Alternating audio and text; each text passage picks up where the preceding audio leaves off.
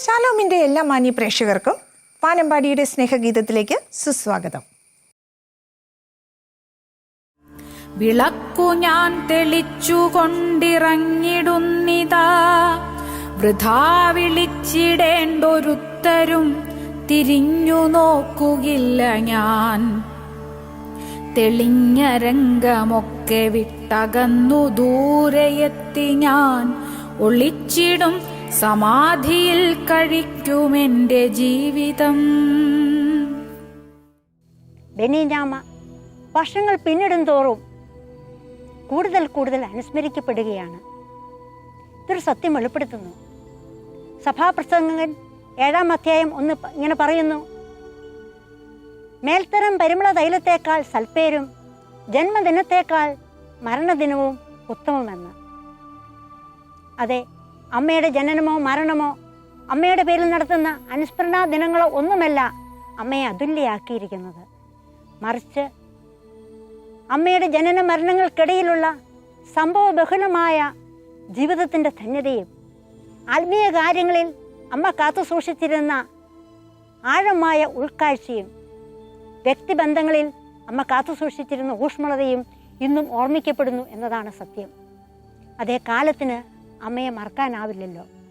അമ്മയുടെ പ്രബോധനങ്ങൾ പഠനത്തിൽ നിന്നോ ഗവേഷണത്തിൽ നിന്നോ സമ്പാദിച്ചവയല്ല, മറിച്ച് സ്വന്തം ജീവിതാനുഭവങ്ങളിൽ നിന്നും മറ്റുള്ളവരുടെ ജീവിതാനുഭവങ്ങളിൽ നിന്നും ആർജിച്ചെടുത്തവയാണ്. അതുകൊണ്ട് തന്നെയാണ് ബെനീഞ്ഞാമ കവിതകൾക്ക് സവിശേഷമായ ഒരാകർഷണ സ്വഭാവമുള്ളത്. ഒരിക്കലി പറഞ്ഞ സത്യമൊക്കെ നിന്റെ ദൃഷ്ടിയിൽ ശരിക്കു വന്നു തട്ടുമെന്നു വിശ്വസിക്ക പൂർണ്ണമായി.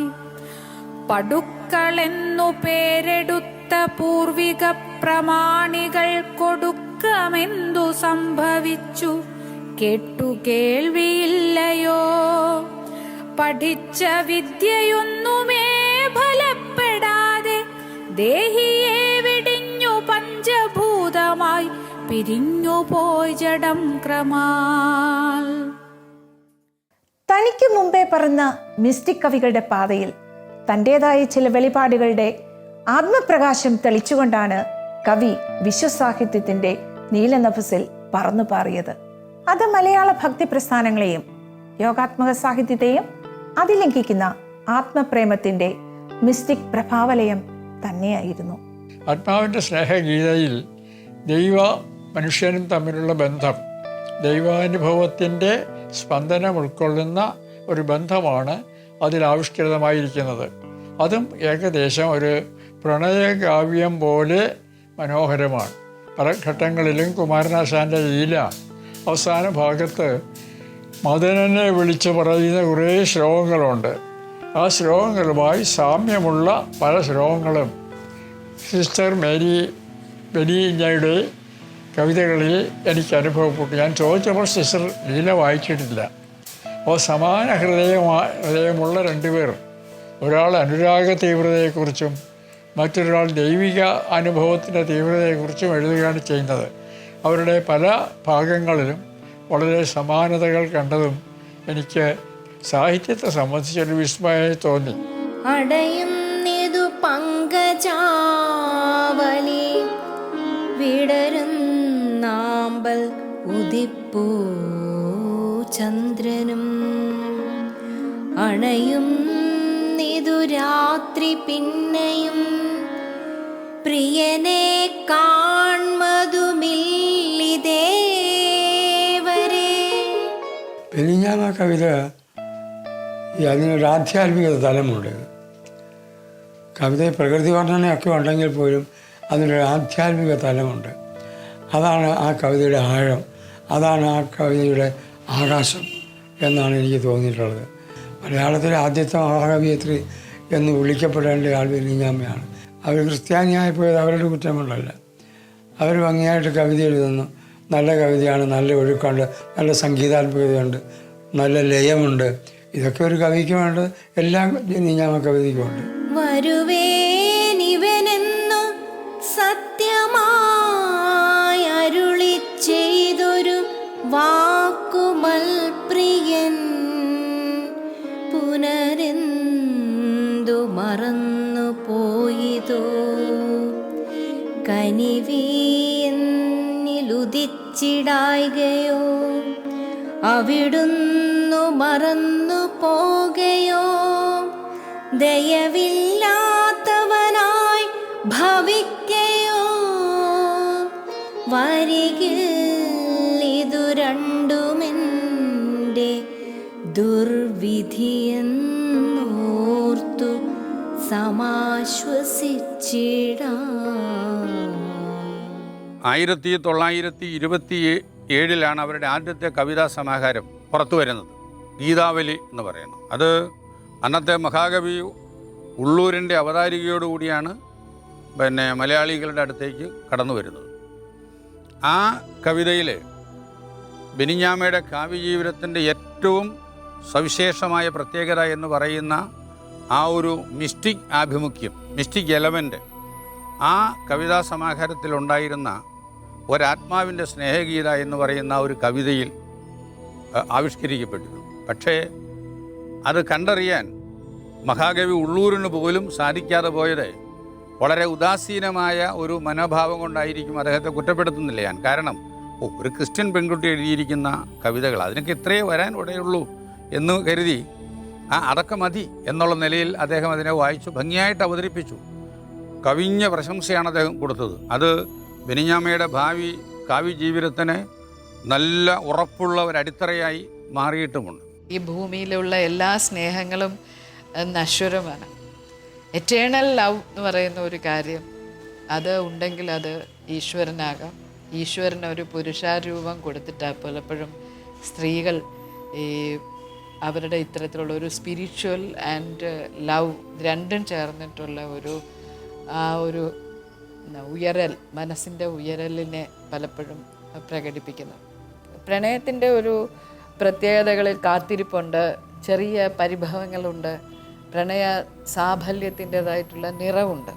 ഇതൊക്കെയും മേരി ബെനിഞ്ഞയുടെ കവിതയിൽ നമുക്ക് കാണാനായിട്ട് സാധിക്കും. പ്രിയൻ എന്തു വരാത്തത് ഈ മഹാവിപിനത്തിൽ ചിരകാലമായി ഞാൻ തനിയെ നിവസിപ്പു, രാത്രിയും പകലും മാത്രകൾ എണ്ണി ഈ വിധം. അതെൻ്റെ എന്തൊരു കാത്തിരിപ്പാണ്. ഞാൻ എത്തിയിട്ടില്ല, എൻ്റെ പ്രിയൻ ഇതുവരെ എത്തിയിട്ടില്ല. ജന്മാന്തരങ്ങളിൽ നിന്ന് ജന്മാന്തരങ്ങളിലേക്ക് ഞാൻ നിന്നിലേക്ക് കുതിക്കുന്നു എന്ന് ഭഗവാൻ കൃഷ്ണനെക്കുറിച്ച് മീര എഴുതുന്നുണ്ട്. ഇവിടെ ഈ മലയാളത്തിലെ സിസ്റ്റർ കവിയായ സിസ്റ്റർ മേരി ബെനിഞ്ഞ എഴുതുന്നു, ചിരകാലമായി പകലും രാത്രിയും മാത്രകൾ എണ്ണി ഞാൻ കഴിക്കുന്നു എന്ന്. എന്താണ് വരാത്തത്? അല്ലെങ്കിൽ ആ നിയറസ്റ്റ് ഏറ്റവും അടുത്താകുമ്പോഴും അങ്ങോട്ട് തൃപ്തി വരാത്ത ഭാവം. ജോൺ ഓഫ് ദ ക്രോസിൻ്റെ കവിതയിൽ കാൻറ്റക്കളിൽ ഇത് ഞാൻ വായിച്ചിട്ടുണ്ട്, കൃഷ്ണഗാഥയിൽ വായിച്ചിട്ടുണ്ട്. എന്തുകൊണ്ടാണ് കണ്ണനെ കാണാതെ ഓടി നടക്കുകയാണ് ഗോപികമാർ. രാധയാകട്ടെ ഗോപികമാരാകട്ടെ യേശുവിനെ അന്വേഷിക്കുന്ന, പ്രാണനാഥനെ അന്വേഷിക്കുന്ന ജോൺ ഓഫ് ദി ക്രോസ് ആവട്ടെ, മേരി ബെനിഞ്ഞ ആവട്ടെ, ഇവരൊക്കെയും നമ്മളോട് വിനിമയം ചെയ്യുന്ന ആത്മാവിൻ്റെ ഒരു എഴുന്നേൽപ്പുണ്ട്, പ്രണയഭരിതമായ ഒരു എഴുന്നേൽപ്പ്. അത് എനിക്ക് തോന്നുന്നത് അതിനെ അങ്ങനെ അടക്കി വെക്കാനായിട്ട് പറ്റാത്ത ഒരു കാര്യമാണ്. നമ്മളുടെ ചേതനയിൽ ഇത്തരത്തിലുള്ള ഒരു സ്പിരിച്വൽ ആംഗ്വിഷ്, ഒരു ആത്മീയമായ ഒരു എഴുന്നേൽപ്പ്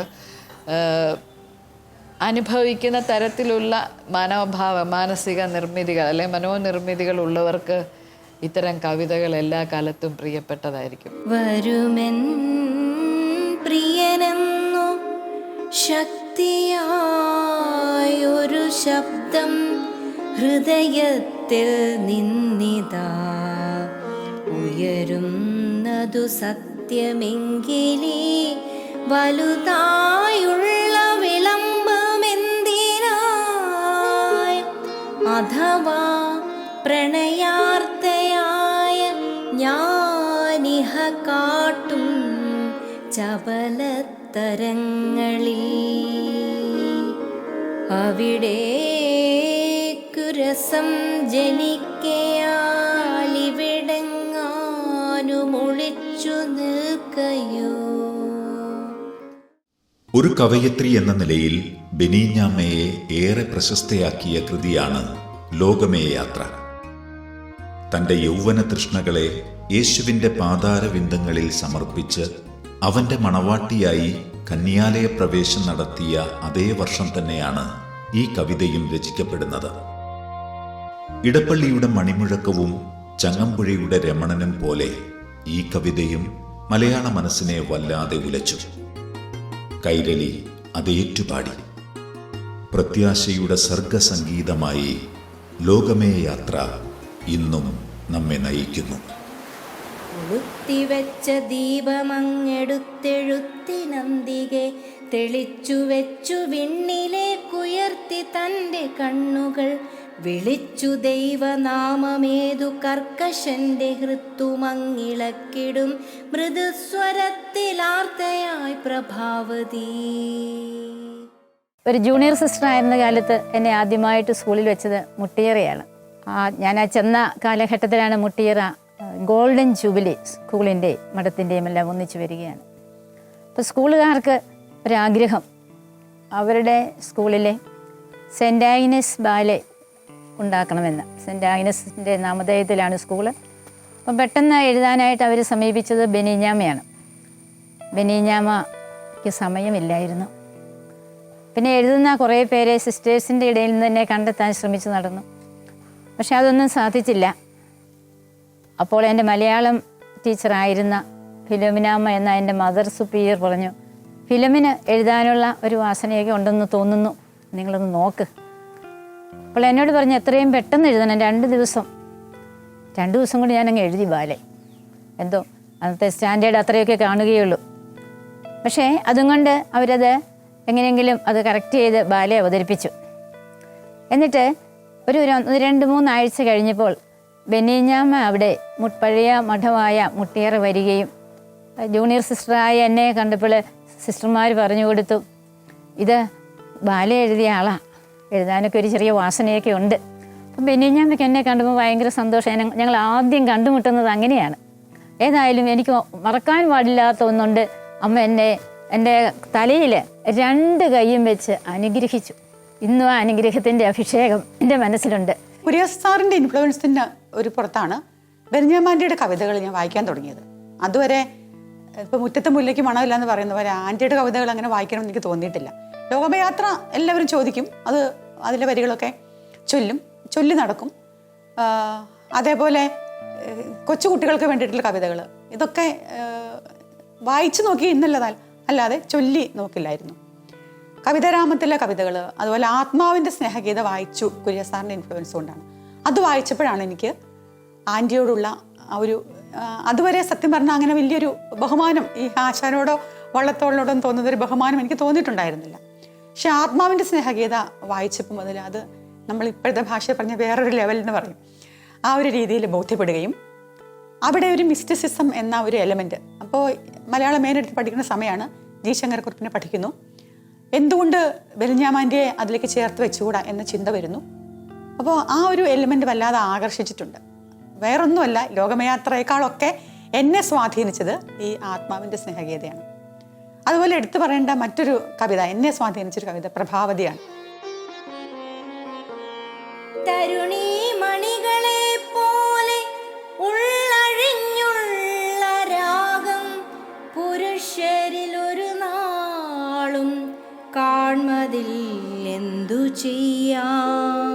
ചതികളിതുമട്ടിൽ പുരുഷന്മാർ തുടർന്നാൽ സതികളവർ ശപിക്കും, ലോകമെല്ലാം നശിക്കും. ഒരു സഖിയോടുള്ള, ഒരു സ്നേഹിതയോടുള്ള ഒരു ആത്മബന്ധം എന്നുള്ളതിന് ഈ ഒരു ഗാർഹിക ജീവിതമൊന്നും വേണമെന്നില്ല. മനുഷ്യൻ്റെ മനസ്സിലുള്ള ഒരു സ്നേഹം എന്ന് പറയുന്നത് അതിന് ഒരു കുടുംബജീവിതമൊന്നും വേണമെന്നില്ല. അത് എല്ലാവരിലേക്കും, നമ്മളിപ്പോൾ പറയുമ്പോൾ ഒരു യൂണിവേഴ്സൽ ലവ് എന്നൊക്കെ പറഞ്ഞ ആ ഒരു ഇതിലേക്ക് അത് എത്തിപ്പെടും. ഈ 2 കവിതകളാണ് എന്നെ ഏറ്റവും കൂടുതൽ സ്വാധീനിച്ചത്. അതിലേറ്റവും കൂടുതൽ എന്ന് പറയുന്നത് ആത്മാവിൻ്റെ സ്നേഹഗീത. മലയാള കവിതാ ലോകത്തിന് ചിരപരിചിതമല്ലാത്ത ഒരു പരിസരത്ത് നിന്നുമാണ് സിസ്റ്റർ മേരി ബെനീഞ്ഞ കടന്നു വന്നത്. അതുകൊണ്ട് തന്നെ കാവ്യലോകത്തെ കുലപതികൾ ഏറെ അത്ഭുതത്തോടെയാണ് കവയിത്രിയെ സ്വാഗതം ചെയ്തതും നിരീക്ഷിച്ചതും. അത് ഒരു ദൈവനിയോഗം തന്നെയായിരുന്നു. ഇവിടെ ഒരു കാര്യം കൂടി പ്രത്യേകം ശ്രദ്ധിക്കേണ്ടതുണ്ട്. മലയാളത്തിൻ്റെ കവികുലഗുരു എന്നറിയപ്പെടുന്ന എഴുത്തച്ഛനും മലയാളത്തിലെ ഏറ്റവും മഹാനായ ഭക്തകവി എന്നറിയപ്പെടുന്ന പൂന്താനവും എങ്ങനെയാണ് ബെനിഞ്ഞാമ്മയിൽ നിന്ന് വ്യത്യസ്തരാകുന്നത്, അല്ലെങ്കിൽ അവരിൽ നിന്ന് ബെനിഞ്ഞാമ്മ എങ്ങനെയാണ് വ്യത്യസ്തയാകുന്നത് എന്നുള്ള ഒരു ആലോചനയും വളരെ പ്രസക്തമാണ്. എഴുത്തച്ഛൻ്റെയും പൂന്താനത്തിൻ്റെയും കാവ്യപ്രപഞ്ചം മലയാള കവിതയെ സമ്പന്നമാക്കിയ ഏറ്റവും മഹത്തായ വിഭവങ്ങളുടെ സാന്നിധ്യമുള്ള കാവ്യലോകം.